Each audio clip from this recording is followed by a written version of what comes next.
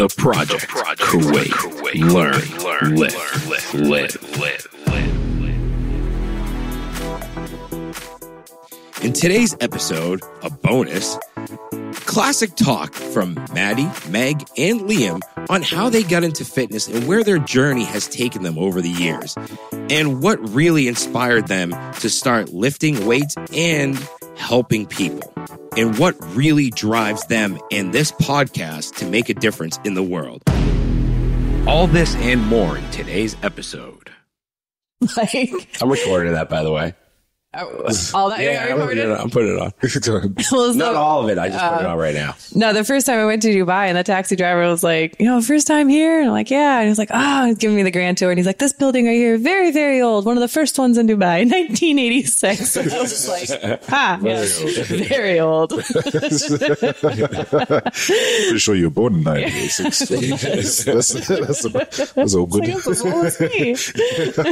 It's crazy though when you see the pictures of Dubai, like 10 years ago to now. And, dude, it was insane back then. It's crazy. Like in the 90s, there was nothing there. Yeah. It was just like, it was nothing, literally. Kuwait, you had a chance.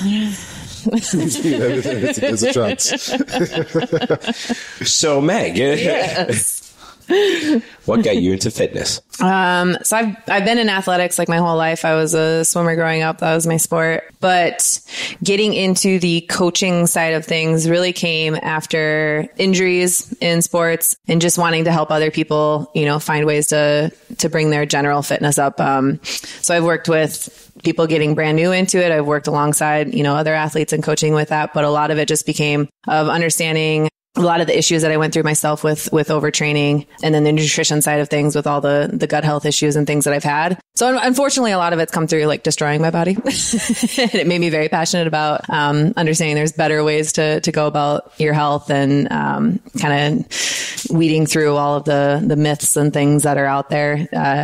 The industry makes things really confusing, I think, for people starting out. So I wanted to get into it just to kind of help simplify that trial and error process for everybody. That's what got me into it. What brought you to Kuwait? My background, let's see, I graduated college with a degree in therapeutic recreation, which was behavioral health centered. So I worked in psychiatric health with adolescents. And I did that for like 5 years, and I just kind of got burnt out on that side of it. A lot of it also came through with like on the medical side, doctors, kids coming in with a chart, and depending on who their doctor was, it was like you could guarantee what their diagnosis was, what medications they were going to be on, and just seeing those kinds of things. It made the whole health industry a little depressing on that side to work with.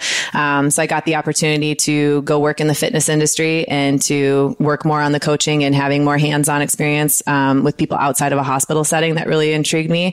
And then plus the whole side of travel of just, this is a great jump spot to so many other places of the world. And that's what brought me out here, was wanting to get some different experiences professionally and see more of the world. Cool. What's kind of some of the things that you're working on at the moment?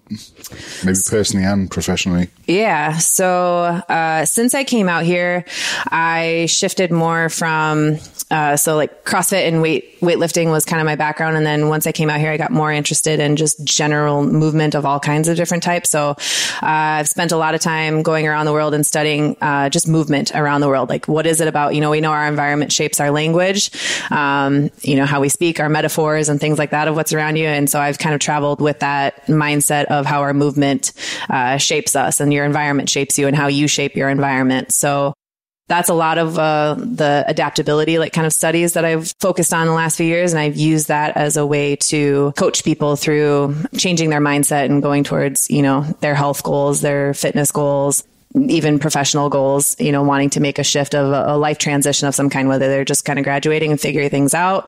Maybe they've gone through some kind of a significant life change and they're not quite sure how to pick up the pieces from there and move forward. So it's really like a stress management approach. And that's just come from exploring how people adapt all over the world, with what's around them and who's around them. So Boston Found Wellness is the company that I'm building up right now. And it's just that, it's a stress management company. And we go through all kinds of things of mindset, nutrition, physical movement.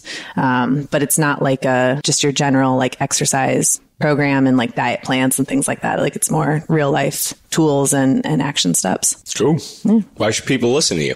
I'm just going to throw it out there like that. Yeah, because I think it's just, I do a good job of provoking, I think, a lot of curiosity. I get people to understand that they're going to be the best coach or doctor that they have. So really where I excel at is sharing my personal experiences and getting people to get curious about their own mind-body connection, what that actually feels like, what that looks like, and what's around them. So, giving them better questions, I think, to ask themselves, to ask their doctors, to ask their trainers. I think those are a lot of the good things that I provoke just from that worldly experience of traveling and seeing what else has been done out there in all kinds of different spectrums, but also just what I've gone through myself. I can personalize a lot of the work that I teach. Amazing. Awesome. That's good. Yeah. Done. Liam. Yes. Same questions. Where'd you get your start in fitness and coaching? So I remember I was 16, I think, and that's where I literally, there was a gym down the road and it had a great name. It was called Gym and Tonic. Oh, that's awesome. Yeah. That is awesome. It was owned by a great owner called Steve, and he gave me my first job in fitness at all. I didn't have any qualifications whatsoever. I just knew that I wanted to do something in fitness, and so I just turned up, said, "Can I do anything?" And he said, "Yeah, you can sit on reception on a weekend." So I started to learn kind of like what was going on, got a place to train for myself, and just it was playing rugby at the time. Long story short, went on to kind of playing professional rugby for a couple of different teams. And then obviously from the fitness side of rugby, of pre-season, I absolutely loved pre-season compared to actually playing rugby. So the transition from rugby to CrossFit was very, very easy. I already had that sick mindset of wanting to hurt myself for no reason and just turning up to the gym and doing it. So I kind of got into it through that. Realized that I enjoy coaching. I'd done a little bit of personal training and things like that throughout kind of my time, and in the corporate environment as well. I'd done some coaching and some education style pieces. So I kind of the transition into a CrossFit coach was very, very easy as well.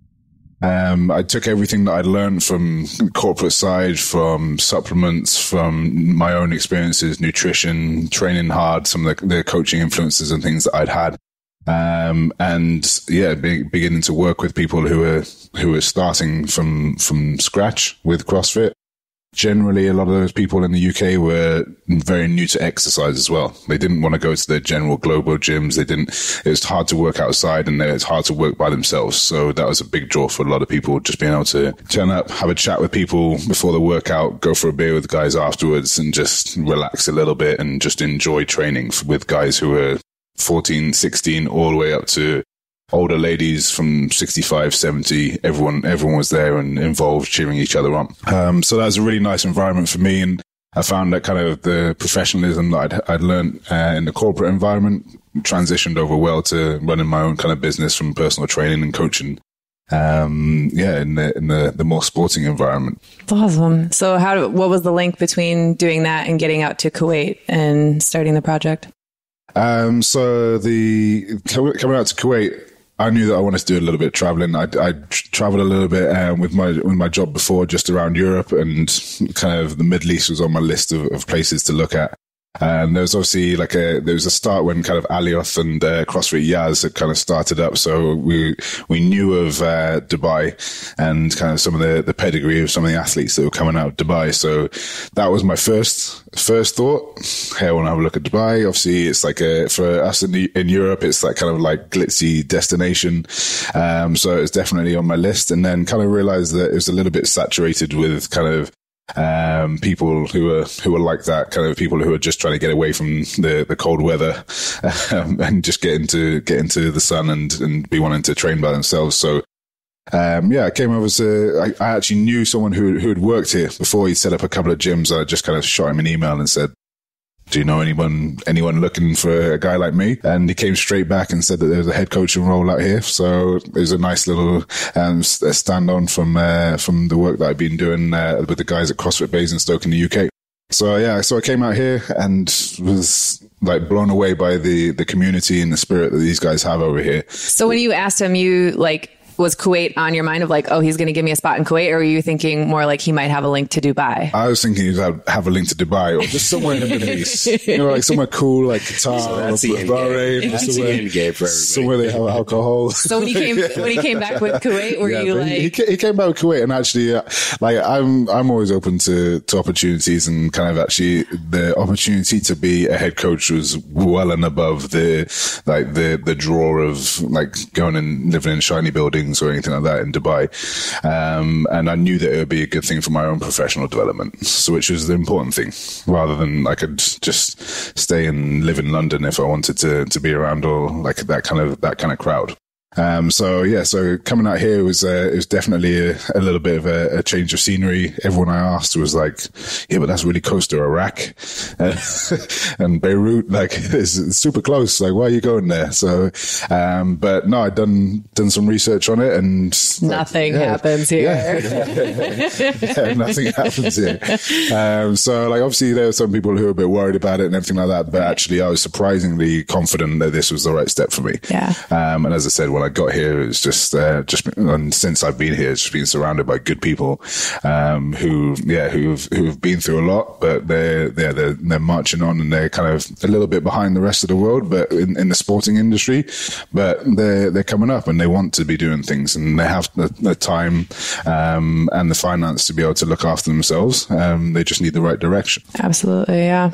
I think that's cool. As the same kind of thing with I was incredibly confident, in coming out to Kuwait and not being scared about the location and things like that. And actually my brother being in the military out here was like one of my biggest advocates. I was like, yeah, she'll be fine. But 100%, I think the opportunity to be able to guide is something that's really cool that, you've been able to now have the opportunity at a few different places to take the lead and definitely and connect with people. And kind of from that, like the project's just kind of grown out of like my desire to kind of help people with my own experiences, just literally to stop people from making the same mistakes that I did and then dwelling on them, worrying about them for 6 to 8 months, and then realizing what their cure was. I kind of had to do that all by myself.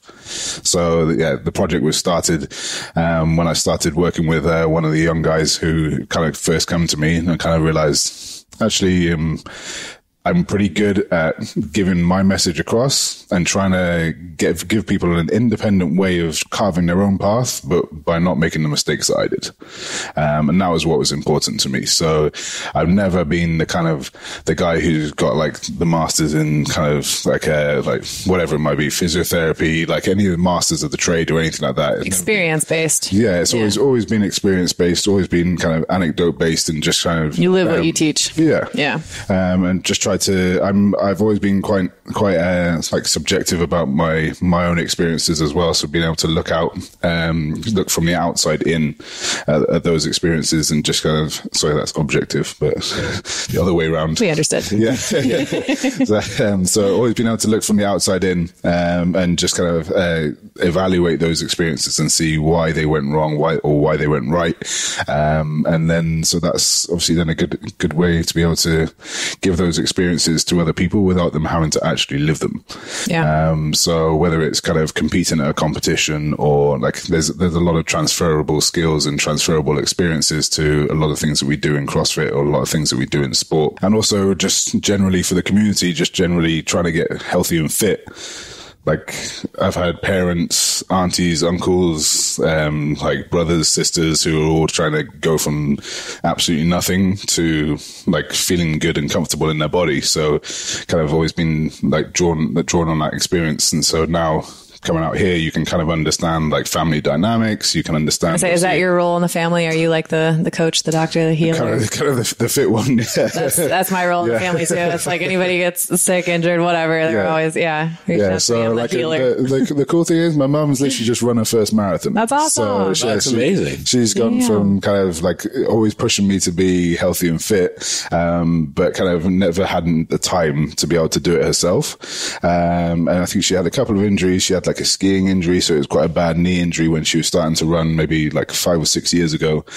So she was always then scared of it, but we kind of eased her back in. I was working with one of her coaches, and she was doing a few CrossFit workouts. They were following some of the project workouts and things like that as I was posting them. So I'd always kind of known that, like, I was in the spotlight a little bit from that point of view. But yeah, to be kind of an influence for her has been massive. That's just so to kind cool. of give something back to her. And yeah, so now she's done a marathon. So yeah, it's fantastic to be able to like help people who are very close to me, but then also even if it's just someone who comes up to me and asks for 5 minutes of my time and just asks me, how can I get rid of my belly?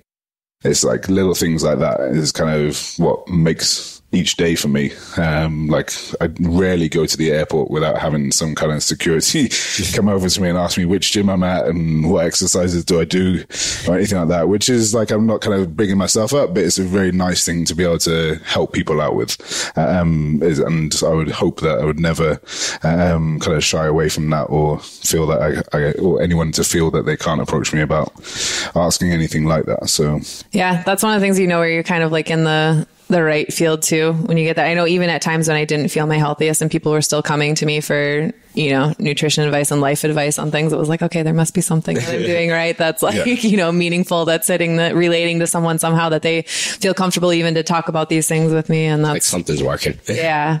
That's cool. Yeah. And I think it's important. Like, so if you feel that you can contribute, then, I mean, we kind of sometimes say about like the local guys who might not be in like the most educated position to coach other people, but those people influencers. Yeah. And so it's about just giving people the right information, because that information will go down the line. So if a security guard at the airport comes up to you and you say something, then he's probably going to go back to his family and say like, I got told to do this, this and this. And then their family member is going to go do that and that. So you've got to make sure that you treat every single experience with the kind of the gravity that it actually has. Like it's going to affect more than just that one person at that one time. And you kind of got to make sure that as someone that's been asked, that you give kind of the best information possible. Responsibility that comes along with it's that it's a big responsibility, Yeah. but kind of it's nice to be trusted with that responsibility. Definitely. Well said. Mahdi, you fallen asleep? Halfway there. I'm halfway there. All right. I'm sorry, I was speaking for a long time. I'm sorry. No, you're No. I think you covered yourself really well. It's like a blacked out. What happened? No. Because like Meg kind of took over on the interview, and I was like, this is awesome. I don't really have to think right now. I can just listen. But it's He's just nodding at me. Like it's a good perspective, though. It's a lot I didn't know about you. That's awesome, man. Well, I did listen. Or at least I'll listen to it later on. That's okay. That's cool, man. Because part of me is like, I get to listen to this later, so it's all right. Yeah, so I'm just not going to listen right now. No. I honestly, right here. It's going on the interweb. Like it was No, that's great. But I mean, tell us about that. Because obviously you're the third part of the triangle. Yeah. We've obviously got like our kind of like fitness businesses. We've come from that side of things, but you're coming from a little bit of a different perspective, right? Yeah, I'm coming from the dad perspective. I'm coming from the average Joe, the guy that works behind a desk all day. And it was, I've been involved in sports my entire life since I was a little kid, 4 years old growing up. And I was in gymnastics, diving, baseball, soccer, basketball, you name it. If it was a sport, I was into it. And baseball was really the only sport that I really ever took seriously. And it just kind of led me along this path of fitness. And, I asked my grandmother, I asked my Nana for my first weight set when I was 12 or 11, and she bought it from Sears. It was one of those crappy old ones, with the cement inside. And if you dropped it, the cement broke, and you had like the sand pouring out. It was horrible. But, that was when I got introduced to it. And in baseball, I gained a lot of weight being in Kuwait. Obviously being a teenager in Kuwait, there's not much to do. And I looked at my Uncle Aziz, big guy. I mean, he's just like, he'll outlift anyone I know. No offense, man. But this guy's like 55 and he could deadlift probably 600 cold. No joke. Dude. Pounds. Yeah, pounds. What's that in kilos? Creeping up around 2 something. But it's heavy. It's definitely heavy. He's a heavy guy. And, brought me to the first gym that I ever went to, Victory in Jabaria. And I started working out when I was like 16 and, you know, typical bro split. And that was what I went by until I moved over to the States. And that's when I went and started playing college ball, had the college coaches and sort of shifted things a little bit, but it was still that mentality over there. And I'd always gone by that mentality. You know, I wasn't really introduced to anything else, you know, and except for running a lot. Besides that, that's why I hate running. And, you know, and came back to Kuwait. I was depressed, you know, coming back from the States, and it's just like, this sucks. I'm moving to Kuwait and this is going to be my life. And yeah, I just hit the gym really hard and loved it. Got married, gained a whole bunch of weight. And it was when I couldn't chase after DJ, and there was a picture taken of me where I was just like, it was just fat hanging out everywhere. And I was like, all right, I got to do something now. And it was 3 years ago that I really changed my ways. And it was it's been a very enlightening process into my life, you know, and I'd say the last year has been the best because I quit smoking. So the worst part is people are like, oh, you've gained so much weight. It's like, dude, yeah, I got nothing to put in my mouth now. I'm just eating, you know? So it's like the health and fitness journey that I've taken is just, I think it's for me, it's been so important to my life. And I think that I can probably help a lot of people, guys like me, dads, and people that sit behind a desk and they don't know what to do because they really don't. They're clueless. They think they don't know where to start and they don't know what to do, but I kind of help them, you know, just take a walk, have a small goal, do this. And that's pretty much it. And, you know, I got my certifications and all of that, but I tried training people, but I was just like, I can't deal with it. You know, like working a full-time job and then trying to train after your working hours. And it turned into like, all right, how am I going to start lifting? How am I going to lift? Because you have to maintain that physique, or you have to maintain some sort of a good physique because you're selling yourself essentially. And I just couldn't do it. I could not balance, you know, working with clients, going to the gym myself, and working, you know, from 6 a.m. to about 4 p.m. It just wasn't happening. And yeah. That's really relatable to me because towards the tail end of like having my full-time job at the hospital where I was getting burnt out on just what I was doing and just feeling like, I mean, you can predict the highs in the day, you can predict the lows. I mean, it was just like the same routine. I took on a lot of side projects at the gym, and this was like, I was going through an injury at this time too, so I wasn't able to train as much as that I wanted to do. And I was taking on other side projects and things so much that I'm like, now I'm working like technically 7 different jobs. And it got to a point almost where you kind of started to resent the gym. Like where I would go, the gym used to be the place where I would de-stress and I was, you know, letting go of everything. And now it's like, when I go in, it's like, now I've got to check on how the retail is doing. Now I got to check on this. Now I got to check on that. And then the body started to go. And it was kind of one of those things that's like letting go of that story of like, oh, I have to look a certain way in order for people to take me seriously and do things. So that was right on the tail end before coming to Kuwait. When I came out to Kuwait, I was actually very unhealthy at that time. Like I was close to like 200 pounds. I was for sure drinking a bottle of wine. Oh, wow. Probably close to like a couple nights a week. I was smoking a lot of weed at the same time. And note to the editor, cut that part out. Oh, sorry. Okay, probably can't say that here. But no, it was in the past. Yeah, it was in the past. That on there. Yeah. It was Kuwait, dude.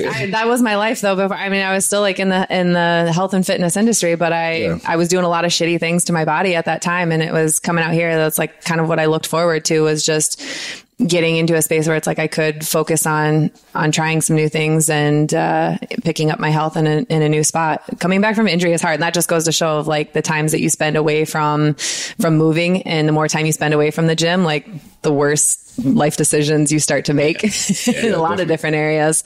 So Kuwait, kind of a lot of people come here and they come back and they get unhealthy. Like you're saying, you gained a lot of weight and you came back. Like for me, it kind of saved me. Saved you.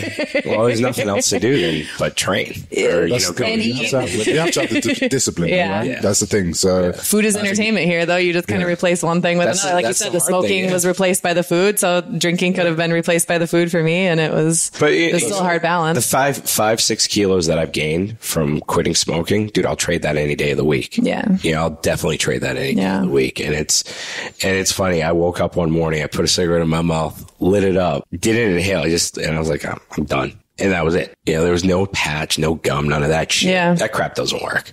I've tried it all, but yeah, I mean. You made a choice. Yeah. But I think that's where that kind of like as you said, people in your position, the kind of guys who are working nonstop, even guys and girls who are working nonstop, got a family, like they have to make those choices that actually you're not going to go out and hang out and spend 3 hours at the shisha bar or whatever. Yeah. Like maybe you can go and spend an hour at the gym and then come home and spend some time with your kids.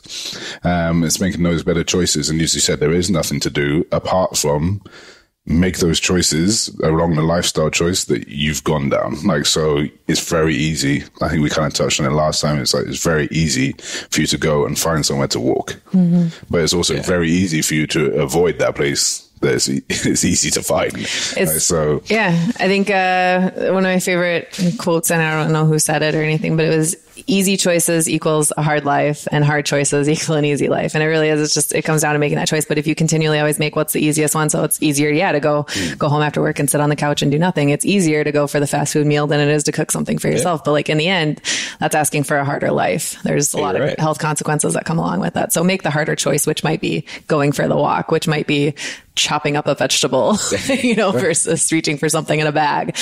But it's going to lead to a lot easier life in the long term. Definitely. So why do you think that people should listen to you? I've been through it all. I mean, I've been through a lot of shitty, dark, bad places. And, I've somehow always dug myself out of it. I mean, when you're 116 kilos, it doesn't get any worse than that. And you're trying to, I'm 117 kilos right now. He said 116. So if I lose a kilo, it's not going to get any worse. That's when life gets bad. You better watch it. How tall are you, man? I think you got finish that green drink. Right?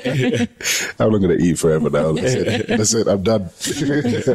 But no, and I can understand that because if it's bad fat, like I've been 117 kilos of bad weight. Yeah, and it sucks. Dude, it sucks. Like you're struggling to breathe and you can't sleep properly, everything. I understand, Dude, I used to snore like a monster. Ever since I've, shaved off all the weight, I don't snore anymore, which is amazing. And it just goes to show you, snoring's been linked to heart disease and all kinds of other crap. So I still snore. Yeah. You're a big guy, dude. You're a big guy. But no, that's definitely, like, I remember when I think I got up to maybe 120 bad weight, and I would wake myself up in the middle of the night because I was not comfortable. Like my shoulder was bearing down on my head. Like it was bad. And like even just walking up the stairs, like 5 or 6 stairs was uncomfortable. And I had to stop at the top. Like I'm supposed to be fit. I'm supposed to be moving weight around, and I don't feel fit. I only feel fit when I'm in the gym. Like when I've warmed up, I'm good. No problem. But then an hour after, really bad. Yeah, no, it's understandable. And I think you touched on one part was with kids. I have a 4-year-old son, and literally there's nothing I wouldn't do for my kid. And I did not want him to see me smoking. I did not want him to see me not moving. I did not want him to see me not trying new things like CrossFit. I never thought I hated CrossFit. I still kind of hate CrossFit, but I want him to see me competing. It's very important that he has to understand that not every kid gets a trophy in the world.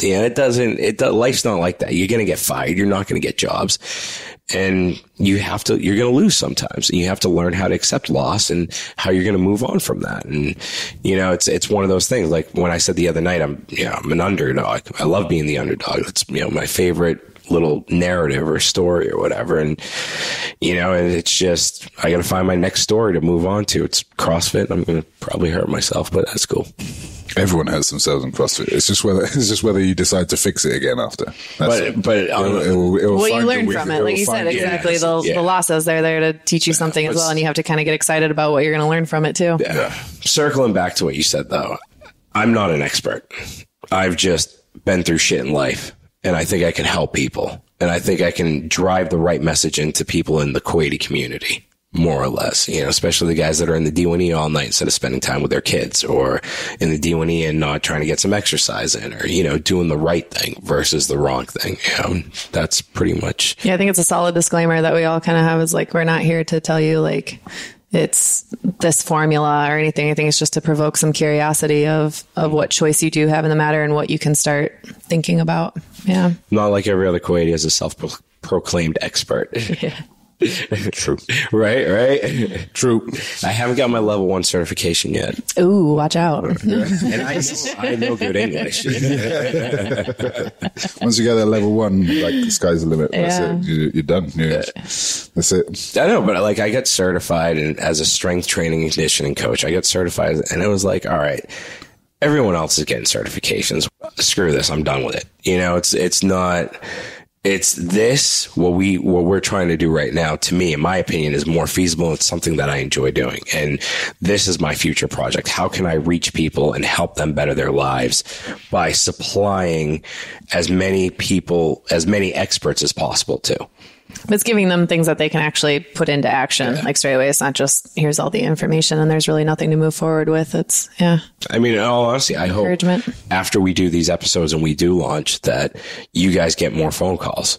You guys get more PTs, because that means we're helping people. That means people are actually listening to us and they're trying to dig up the information, and then they're coming to the best resources that Kuwait has to offer. Well, hopefully we just become a little bit of a kind of a resource of resources. And then when that happens, when you guys get your extra PTs, you kick like 5%, like 5%. 5%. Fine. We're going to have to negotiate. I'm not being cheap. 5% is nothing, man. Ooh, I don't know. We'll have to discuss that. All right. Just bring the price up. All right. I'll have to go through a price increase of 5%.